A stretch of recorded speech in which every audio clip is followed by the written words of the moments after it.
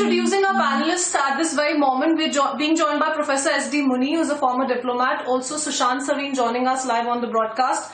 Colonel Denny is also with us. Firstly, coming to you, Colonel Denny. We are breaking down the details of the US Intel report that we have accessed. What is your analysis of the same? It names a top Chinese general. Okay, fine. This is a very interesting intel which has come. But as of now, without much of details coming, I will still go with what the government has officially brought out, and that is that there was an attempt to make a tent-like structure within the Indian side of the LAC, and that was resisted, and that's how this entire conflict took place. That's what I think we'll still need to go by that. And of course, naturally, there must have been, at some level, there would be some kind of approval, which for this particular action itself. It is very difficult to believe that a local level commander can, after the lieutenant general level talks was finished, and yet place that tent there only and not remove it as per the agreement. So definitely there must be some sanction at the highest level, at whatever level possibly, but I still want to believe that it was probably that the issue of tent being put in Indian side of the LAC, and that was removed, and that led to the scuffle and the casualties on both sides. All right, but it does make one thing clear, Colonel Denny, that it was certainly not the Indian troops who transgressed into the Chinese side as being established by China time and again, so exposing the fake narrative there clearly. Quickly taking a word from Professor S.D. Muni as well. Professor, as we speak, a trilateral meeting that is also scheduled to take place between India, China and Russia. How do you expect the External Affairs Minister S. Jaishankar to raise this particular issue? Well, I don't expect the bilateral issues would be raised there. In fact, and since it is a video call, there is no possibility of any informal one-to-one. I guess that we can raise it in terms of the overall global situation and regional security when we talk about it, in which certain mode of behavior on the part of all the participants can be underlined, that you cannot transgress into others' boundaries and create a situation which is contrary to the mutual agreements of earlier 1996, 2015, 2012, 2013, 2005.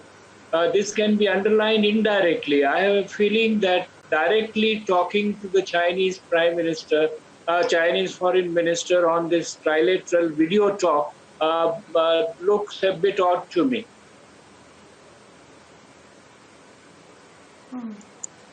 All right. Professor S.D. Muni, because the fact of the matter is also that it will be for the first time after the telephonic conversation in which S. Jaishankar gave out a stern warning to his Chinese counterpart, also laid emphasis on the fact that this certainly was a premeditated or pre-planned attack on Indian troops. So after that, we will see the two leaders coming face to face, of course, via video conference. Quickly taking a word from Sushant Sareen as well. Mr. Sareen, also not to forget that we have our Raksha Mantri who's currently in Moscow now. Everyone is talking about how he will be stressing on the fact that we need faster delivery of several defense equipments, including the S-400 missile systems as well. How do you see that playing out?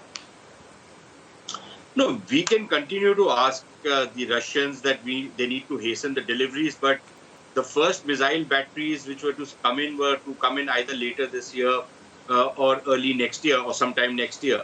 So I don't know whether the Russians can deliver us something just yet, number one. Number two, if we are heading into a warlike situation, then look, it's a no-brainer to prepare for a war much before a war happens. You don't prepare for a war at the time when the war is on the verge of happening. And frankly, I am not entirely convinced of benign Chinese designs. I can agree that, the kind of clashes which have been taking place between the troops, this was not the first time, although it had gone to the next level. But these were accidents waiting to happen. Now, that was clearly the case. But I think you cannot divorce what happened from whatever else that the Chinese were doing all along the LAC. On 3 or 4 different places, just in the Ladakh sector. Then you had the Chinese intrude in Sikkim. And there are some reports that of some kind of incidents taking place even in Arunachal. So clearly, if you think that all of this is a coincidence, then good luck to you. But I don't buy so many coincidences happening at the same time. I'm sorry, that a little too incredulous for me to believe. So I would imagine that whatever happened was part of a larger plan.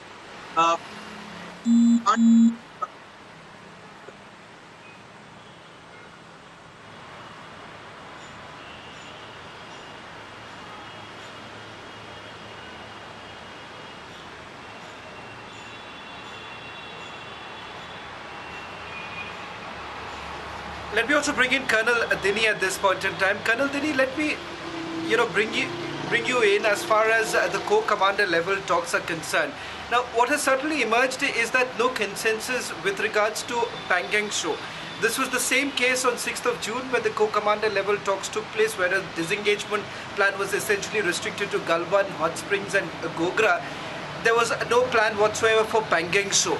What's your current assessment of Pangang Show? Why does it become so very difficult, given the fact that we have been constantly told that there's been a massive Chinese build-up between Finger 4 and Finger 5? Yeah, thanks, Raman.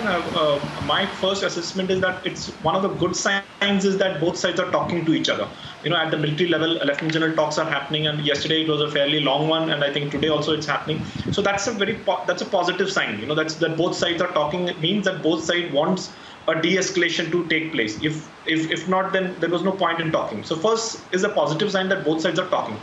Now, you rightly mentioned that the current issue or the current the problem lies in the Pangang Tso area, and that I think both sides recognize that the rest of the three areas, although there was a massive conflict in Galwan, but the troops have more or less disengaged, and they are far away from coming into close contact in those three places. But in the area of Pangang Tso, between Finger 4 and Finger 8, the Chinese have occupied that area with tentages and other structures which we can see. Now, this particular talks also, I'm very sure that this will be for going back to the going back to the status quo ante state, and that is exactly what Indian side will also be wanting it, and there's nothing short of that which we will be accepting. And I'm very sure that the scale at which these transgressions have happened in between 4 and 8, it is too blatant for the Chinese to think that they can do that, and we will not be India will not do, or India will not take up something less than that they have to go further from Finger 8. It is too blatant. So I'm very sure that these things will come down, and all these things will return to status quo. And it may take time, but the positive side, as I mentioned earlier, because the talks are on, that's why I'm positive that since the talks are on, it may be staging the set. So they may be just staging the ground for a higher level talks, or maybe at their level itself they can resolve it.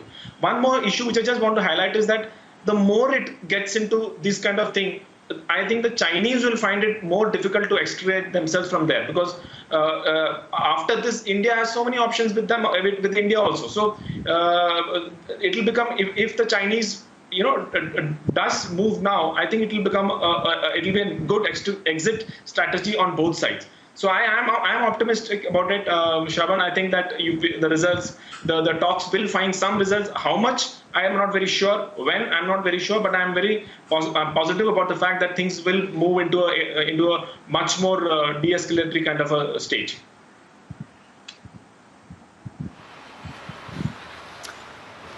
Well, in fact, let me now take this to Professor S.D. Muni. Professor Muni, as Colonel Dini was pointing out, that he's certainly optimistic that the military level talks would perhaps yield into some result. But many are of the opinion that just military talks won't be enough. You need to perhaps pair it up with diplomatic level talks. Perhaps that too is in the pipeline. But let's talk about what's going to happen today. The Trilateral Talks, when you have External Affairs Minister meeting his counterpart, how is it going to be very different than what we saw, the phone call that took place on 16th of June? where we had been told that the External Affairs Minister was quite upset. In fact, he said that whatever happened on 15th in Galwan was nothing but premeditated. Now, in that backdrop, what do you see would be the way forward as far as these trilateral talks are concerned? Well, my feeling is that since the military level talks are still going on, they would be factored in by Dr. S. Jaishankar when he's thinking of raising it up with the Chinese foreign minister. Secondly, as I said, let me repeat that the kind of forum which RIC is and the kind of video conference which is going to take place, see, there are no sidelines on which Jaishankar can corner the Chinese foreign minister and tell him something to do about it. Therefore, there are limitations structured into the kind of meeting which is taking place. But the hopeful window is because of Rajnath Singh ji is visiting Moscow, and I think he will talk to the defense and as well as probably political levels to say that if they can moderate, they should moderate the Chinese in transgression in one form or the other. Not that we want any special help from Moscow in this respect. And Moscow's position is very clear that the talks have to be bilateral and they have to settle it bilaterally. We will settle it bilaterally. But let me share my thoughts on you. You know, the militarily, Chinese have dug in very deep in all these positions, and they have taken a stand that like the Galwan Valley belongs to us, and their line of control ends at the Finger 4 in Pangkong Lake. Like these stands, it would be very difficult for this to be resolved at the military level. I agree with your suspicion that it probably will have to be handled at the political and diplomatic level, at the foreign minister, or maybe even at President Xi's and Modi's level, because the Chinese, if they had to just withdraw by the military level talks, they would not have, dug in so deep, come in so close to the on the line of actual control, and in some cases kind of violated in terms of what you call the dual perceptions. They have their perceptions. Like, I mean, we have been patrolling up to Finger 8. Now, how suddenly they come and stop us and militarily stop us? So there are obviously, just like the Sushant said, there is a bigger strategy in the Chinese mind. They would not want our movements very free and smooth on this Bharat Bay Goldie road, because that is where their danger lies.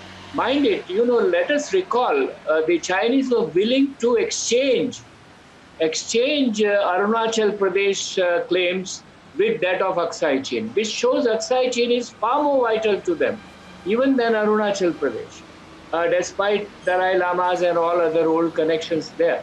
Therefore, we must understand it and we must draw lessons from it, that this is going to be a very tough process for us to push them back.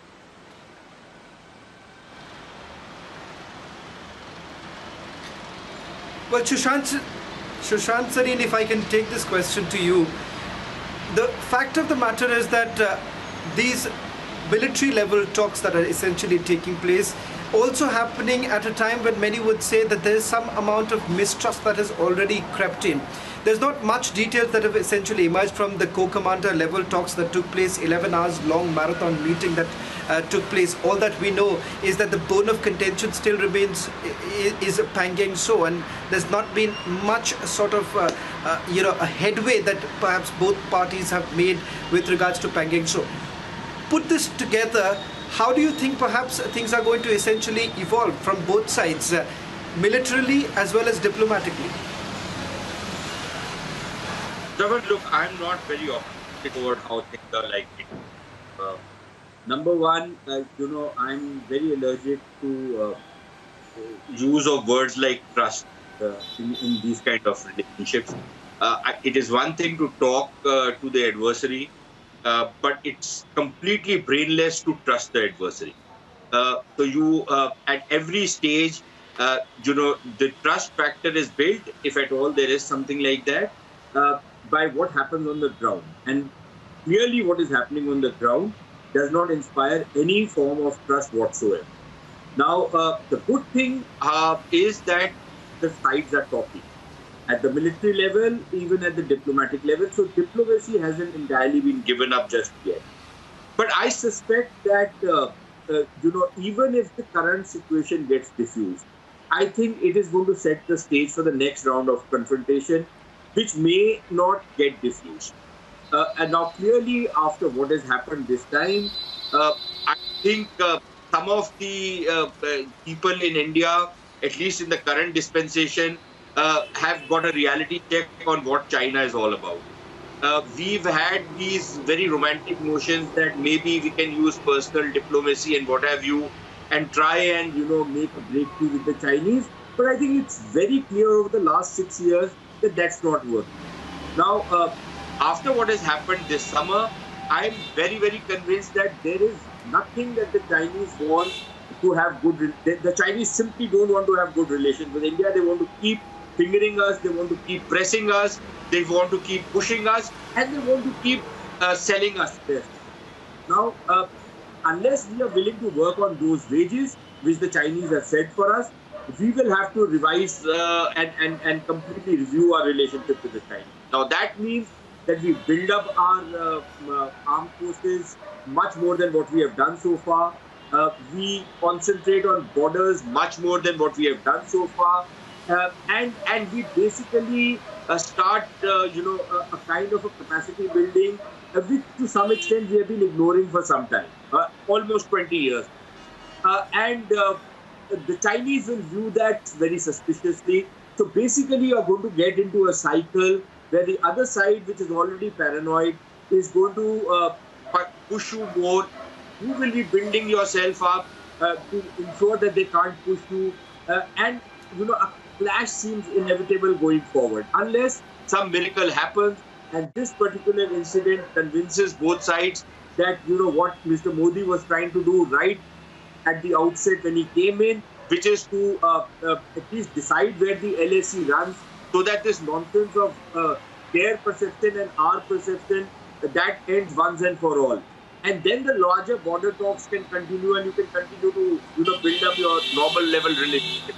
But if you're not even willing to admit or not even willing to recognize or decide on where the LSE runs, then what you're talking about is an open border, which then brings me to the question that when we keep trying to insist that we never transgress the line of actual control, what is the sanctity of the line of actual control? What is the sanctity of it? The Chinese are violating it. They've been violating it for the last 20 years. They have been constantly nibbling away at territory. They've been using their salami slicing approach. So why is it that the sanctity of a particular line is only incumbent upon India and not upon the other side?